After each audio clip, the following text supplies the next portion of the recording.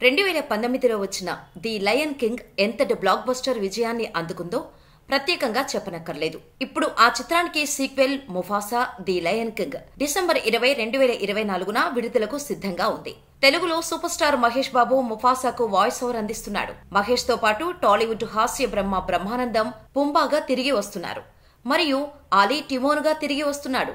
ప్రముఖ హాలీవుడ్ నిర్మాణ సంస్థ డిస్నీ తెరకెక్కిస్తున్న Mufasa the Lion King trailer తాజాగా రిలీజ్ చేశారు మేకర్స్. ఇందులో ముఫాసా తెలుగు పాత్రకు మహేష్ బాబు డబ్బింగ్ చెప్పారు. తెలుగు ట్రైలర్లో మహేష్ వాయిస్ అభిమానులతో పాటు ప్రేక్షకులను విశేషంగా ఆకట్టుకుంటోంది. ముఖ్యంగా అప్పుడప్పుడు ఈ చల్లని గాలి నా ఇంటి నుంచి వచ్చే జ్ఞాపకాలను గుర్తు చేస్తున్నట్టు అనిపిస్తుంది. అంతలోనే అవి మాయమవుతున్నాయి అంటూ మహేష్ చెప్పే డైలాగ్స్ కు ఫ్యాన్స్ ఫిదా అవుతున్నారు. మహేష్ వాయిస్ సింహ గర్జనలా ఉందని కామెంట్స్ చేస్తున్నారు. అద్భుతమైన విజువల్స్ తో ట్రైలర్ ఆద్యంతం అలరించేలా సాగింది. మనకు తెలిసిన ఇష్టపడే పాత్రకు కొత్త అంకం. తెలుగులో ముఫాసాకు వాయిస్ ను అందించినందుకు చాలా సంతోషిస్తున్నా.